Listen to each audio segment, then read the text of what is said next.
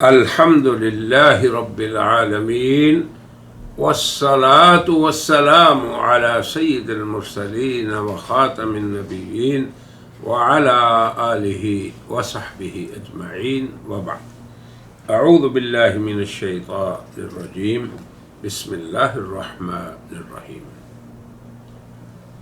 فمن شهد منكم الشهر فليصم وقال النبي صلى الله عليه وسلم من أفطر يوما من رمضان من غير رخصة ولا مرض لم يقضه صوم الدهر كله وإن صامه صدق الله العظيم وصدق رسوله النبي الكريم. سامعین و ناظرین، رمضان شہر تقوی ہے، رمضان شہر اصلاح انسان ہے۔ آج ہم گفتگو کریں گے کہ رمضان شہر صیام ہے۔ عربی زبان میں صوم کا معنی ہے رک جانا۔ اب کس کس امر سے ہمیں رکنا ہے؟ سب سے پہلے یہ اسلام کے ارکان میں سے ایک رکن ہے۔ نبی کریم صلی اللہ علیہ وسلم نے فرمایا بنی الاسلام علی خمس، تو اس ماہ مبارک کے پورے مہینے کے روزے رکھنا یہ اسلام کا رکن ہے۔ اب اگر ہم اس رکن کی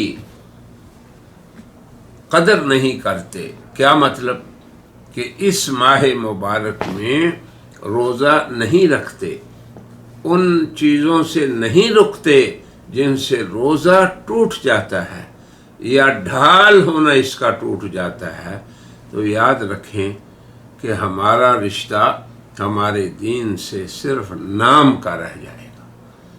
جو روزہ ہمیں بدی سے نہ روک سکے، اور صوم کا معنی ہی رکنا ہے، تو اس پہ ہمیں غور کرنا چاہیے۔ تو روزے دار کو اس مہینے میں شہر صیام میں کس کس امر سے رکنا ہے؟ تو نبی کریم صلی اللہ علیہ وسلم نے انتہائی فصیح و بلیغ، انتہائی تربیت کے کامیاب اصول کو ملحوظ خاطر رکھتے ہوئے ہمیں اس ماہ مبارک کے ایسے آداب سکھائے کہ ہمارا روزہ ہمیں اس دنیا میں ہر بدی سے روک لے، اللہ کی ہر نافرمانی سے روک لے، اور اتنا طاقتور روزہ ہو کہ ہمارے اور اللہ کی نافرمانی کے درمیان حائل ہو جائے۔ یہی وہ روزہ ہوگا جس کے بارے میں حضور اکرم صلی اللہ علیہ وسلم نے فرمایا کہ روزہ رمضان اللہ کے سامنے حجت کرے گا، روزے دار کے لیے کہے گا کہ اے میرے رب، میں نے اس کو روکا تھا، انی منعتہ، اے اللہ میں نے اس کو روکا تھا۔ یہ ہے اصل روزہ۔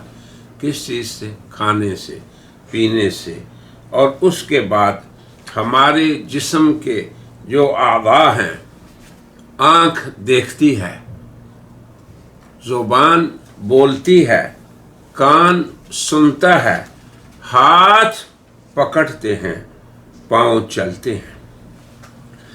ایک روایت میں ہے کہ کسی نے رسول اللہ صلی اللہ علیہ وسلم سے پوچھا کہ روزہ ڈھال ہے تو یہ ڈال کس چیز سے پھٹ جاتی ہے؟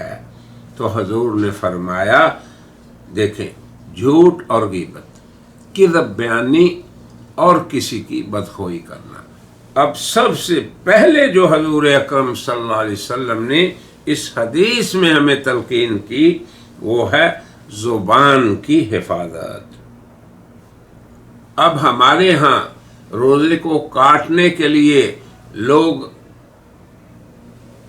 ایسی ہی باتیں کرتے اور سنتے ہیں، اور ان میں وقت گزار دیتے ہیں، بجائے تلاوت کلام پاک ہو، اللہ کا ذکر ہو، حضور پہ درود شریف ہو، توبہ اور استغفار ہو، جیسے کہ ہم پہلی مجالس میں بتا چکے ہیں کہ کن چیزوں کو کثرت میں کرنا ہے۔ اب آج کی مجلس میں گزارش یہ ہے کہ روزہ یہ شہر الصیام ہے، روکنے کا مہینہ ہے۔ ہم نے اپنے اعضاء کو کن کن اعمال سے بچانا ہے، کہیں روزہ ہمارا ضعیف نہ ہو جائے، کمزور نہ ہو جائے، بے جان نہ ہو جائے۔ جو روزہ ہمیں بدی سے نہیں روک سکتا، وہ کیسے ہمیں جنت میں لے جانے کا سبب ہوگا؟ حضور نے فرمایا کہ اللہ نے روزے داروں کے لیے جنت کا ایک خاص دروازہ، ریان جس کا نام ہے، وہ مقرر کیا ہے۔ تو کیسا روزہ ہو؟ تو سب سے پہلے حضور نے اس حدیث میں جو تلقین فرمائی وہ یہ ہے کہ روزے دار اپنی زبان کی حفاظت کرے۔ بلکہ بعض تو اہل علم یہ بھی کہتے ہیں کہ جھوٹ اور غیبت سے روزہ بظاہر ٹوٹ بھی جاتا ہے، جبکہ جمہور اہل علم کے ہاں روزہ کھانے پینے سے تو ٹوٹے گا، مگر جھوٹ، غیبت اور بدخوئی اور بد زبانی سے روزہ ٹوٹے گا تو نہیں، مگر روزے کی برکات جاتی رہیں گی، روزے کے ثمرات جاتے رہیں گے، روزے کے منافع جاتے رہیں گے۔ جس مقصد کے لیے روزہ تھا وہ مقصد حاصل نہیں ہوگا۔ اللہ اکبر۔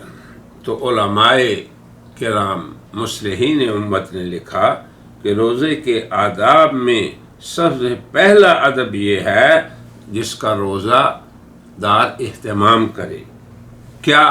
روزہ رکھے، نگاہ کا روزہ، کہ بے محل جگہ پر اس کی نگاہ نہ پڑے، حتیٰ کہ روزے کی حالت میں اپنی بیوی پہ بھی شہوت کی نگاہ نہ پڑے۔ اب آپ دیکھیں تو پھر حرام کی طرف کیسے نگاہ پڑ سکتی ہے ایک روزے دار کی؟ اجنبی کی طرف کیسے؟ لہو لعب میں کیسے اس کی نظر پڑے گی؟ اور نبی کریم صلی اللہ علیہ وسلم کا ارشاد بھی ہے بہت سی احادیث میں کہ نگاہ ابلیس کے تیروں میں سے ایک تیر ہے۔ جو شخص اس سے اللہ کے خوف کی وجہ سے بچ رہا، یعنی اپنی نظر کا روزہ رکھا، اس نے نگاہ کا روزہ رکھا، بے محل نہیں پڑنے دیا، بلکہ ایسا مال جو کسی کا ہے اس کی طرف بھی آدمی کی حرص کی نظر نہ پڑے۔ تو فرمایا اللہ نگاہ کی حفاظت سے اللہ اسے نور ایمانی نصیب کریں گے، اسے حلاوت ایمانی اور لذت روحانی اللہ اسے محسوس کرے گا وہ خود۔ اسی طرح دوسری چیز یہ ہے کہ زبان کی حفاظت۔ اب زبان جو ہے اس کے بارے میں حدیث میں ہے کہ نبی کریم صلی اللہ علیہ وسلم نے فرمایا کہ جب بندہ صبح کرتا ہے تو تمام اعضاء زبان کو کہتے ہیں کہ تیری وجہ سے ہماری حفاظت ہے، تیری وجہ سے ہی ہماری بربادی ہے، اگر تو استقامت سے رہے تو ہم سب استقامت سے رہیں گے۔ تو زبان کو انسان کس کس چیز سے بچائے؟ کوئی کلمہ اللہ کی نافرمانی والا نہ کہے۔ یاد رکھیں کہ دین پہ ایک شخص عمل نہیں کرتا تو وہ گناہ گار ہے، نماز ادا نہیں کرتا وہ فاسق و فاجر ہے، مگر دین کے ساتھ تمسخر کرنا یہ انسان کو دائرہ ایمان سے بھی خارج کر دیتا ہے۔ یہ ہے زبان کا تیر اور اس کا اثر۔ تو دوسری چیز یہ کہ زبان کی حفاظت کرے، جھوٹ سے، چغل سے، چغل خوری سے، لغو گفتگو سے، بد کلامی سے، جدال اور جھگڑے سے۔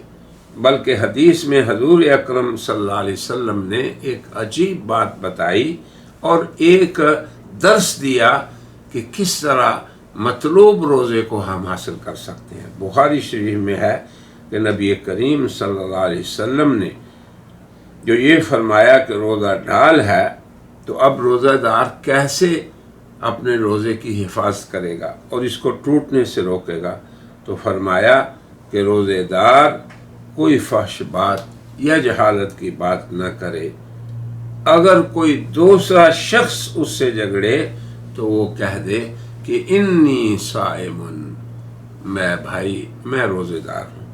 اب اس کا مطلب کیا ہے کہ اگر کوئی ابتدا بھی کرے تو وہ خود اس کے اندر نہ الجھے۔ اگر وہ شخص تھوڑا سا بھی عقل مند ہوگا اور آپ نے کہا کہ انی صائم، میں روزے دار ہوں، تو وہ شخص سدھر جائے گا۔ اگر وہ نہ سدھرا تو خود روزے دار جب یہ کہہ رہا ہے اور اپنے آپ کو بھی مخاطب ہو رہا ہے انی صائم، اے سعید سمجھ لے کہ تو روزے دار ہے، تو جب ایک شخص یہ کہے گا اور اسے یہ شعور اور استحضار ہوگا کہ میں روزے سے ہوں، تو وہ دوسرے کو بھی زیادتی کرنے پہ وہ سلامتی سے گزر جائے گا، تو اپنے آپ کو بھی سمجھا دے۔ تو اسی طرح علماء کرام نے جو کتاب و سنت کی تحقیق سے مسائل کو امت کے سامنے پیش کرتے ہیں، انہوں نے تمام اعضاء، ہاتھ کا بطش پکڑنا، دوسروں پہ زیادتی کرنا، مال کی طرف بڑھنا، رشوت خوری، رشوت دینا لینا، تو ان سب امور سے روزہ باز رکھنا۔ پھر اسی طرح ہمارے اللہ نے ہمیں 2 کان دیے ہیں سننے کے لیے۔ اب کیا کرنا ہے؟ ہمیں وہاں بھی روزہ رکھنا ہے، زبان میں بھی روزہ ہے، آنکھ میں بھی روزہ ہے، تو کان میں بھی روزہ ہو کہ ہر مکروہ چیز، ہر بری چیز جو اللہ رسول کو پسند نہیں اسے سننا نہیں۔ حضور اکرم صلی اللہ علیہ وسلم کا ارشاد ہے کہ غیبت کرنے والا اور غیبت کو سننے والا دونوں گناہ میں شریک ہے، تو یہ ہے اصل روزہ۔ تو ہم نے جو یہ کہا کہ یہ مہینہ شہر الصیام ہے، رک جانے کا ہے، روزہ رکھنے کا ہے، اور روزہ رکھنا ہے ہم نے ان تمام اعضاء کا۔ اسی طرح انسان کے باقی اعضاء جو ہیں، ہاتھ اور اس کے بعد پاؤں اور دیگر اعضاء، اب انسان کا پیٹ بھی ہے، تو اس میں بھی احتیاط کرنی ہے۔ وہ کیا کہ افطار کے وقت مشتبہ چیزوں سے روزہ نہ افطار کرے، یہ جائے کہ حرام سے کرے، رشوت کے مال سے کرے۔ تو جو شخص حرام مال سے روزے کو افطار کرتا ہے، اب اس شخص کا حال ایسے ہی ہے کہ آدمی مرض کا علاج بھی کر رہا ہے اور ساتھ زہر بھی کھا رہا ہے۔ تو آج ہماری گفتگو کا مقصد صرف یہ ہے کہ روزے دار نے اس پورا مہینہ روزے کا مظاہرہ کرنا ہے، اپنے تمام ظاہری اور باطنی اعضاء سے، فکر بھی نہ ہو، سوچ بھی نہ ہو اللہ کی نافرمانی کی، بندوں کو نقصان پہنچانے کی۔ اور اس طرح کا روزہ واقعی ایسا ہوگا جس کے بارے میں حضور نے فرمایا کہ قرآن، جس میں ہم اگلی مجلس میں گفتگو کریں گے، اور رمضان شافعان، دونوں سفارشی ہوں گے بندے کے، مشفعان، اور ان کی سفارش بھی اللہ قبول کرے گا۔ تو زندہ روزہ، قوت والا روزہ، ایسا روزہ جس نے ہمیں ظاہر ہمارے پر کنٹرول کر لیا، ہمارے باطن پہ بھی اسی کا ضبط اور حکم رہا، تو یہ روزہ مطلوب ہے۔ اسی لیے اللہ نے فرمایا من شہد منکم الشہر، جس کی زندگی میں یہ مہینہ آ گیا اس نے پورے مہینے کو ایسے ہی گزارنا ہے، فَلْيَصُمْهُ، پورا مہینہ۔ تو جب پورا مہینہ آپ اس طرح کا روزہ رکھیں گے تو یہ ایک مہینہ آپ کو بعد کے 11 مہینے اللہ کی حدود پہ استقامت کی توفیق دے گا۔ میری دعا ہے کہ اللہ تعالی ہم میں سے ہر ایک کو اسی طرح کا روزہ رکھنے کی توفیق عطا فرمائے، اور ہمارا یہ جاندار روزہ اس دنیا میں ہمیں اللہ کی ہر معصیت سے بچا لے، اور آخرت میں اللہ کی ہر نعمت کا حقدار بنا دے۔ آمین یا رب العالمین۔ وآخر دعوانا ان الحمد للہ رب العالمین۔ برائے مہربانی ڈاکٹر سعید مکی کے چینل کو سبسکرائب کریں اور بیل آئیکن پہ کلک کریں۔